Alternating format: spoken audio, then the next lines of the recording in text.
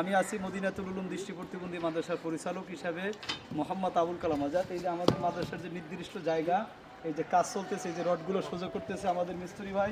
ভাই মাদ্রাসার কাজ কেমন চলতেছে? আলহামদুলিল্লাহ ভালো চলতেছে ভাই। সবার কাছে একটু দোয়া চান।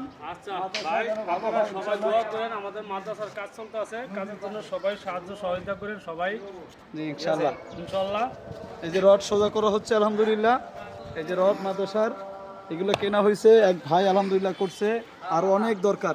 এখানে বিশাল বড় ভবন হবে আলহামদুলিল্লাহ, মাদ্রাসা কমপ্লেক্স হবে এটা। এই যে কাজ পাইলিংয়ের কাজ চলতেছে আলহামদুলিল্লাহ। এই যে পাইল ভাঙা হচ্ছে, এই যে আলহামদুলিল্লাহ পাইল ভাঙা হচ্ছে, এই যেগুলা মাদ্রাসার কাজ আলহামদুলিল্লাহ। এই যে পাইল ভাঙা হচ্ছে, মাদ্রাসার কাজ আলহামদুলিল্লাহ শুরু হয়ে গেছে। সকলেই দোয়া করবেন, আমাদের এখানে একটা 6-7 তলা কমপ্লেক্স হবে অন্ধ এতিমদের জন্য, মাদ্রাসা মসজিদ কমপ্লেক্স। এখানে সবাই পড়ালেখা করতে পারবে। এটা হলো মাদ্রাসার নামে অক্ষকৃত নির্দিষ্ট জায়গা। এ পাশে যদি একটু দেখাই, আমাদের এই যে দলিল করা আছে, দানপত্র দলিল।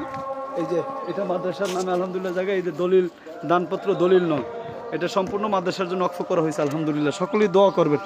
আসসালামু আলাইকুম রহমতুল্লাহ।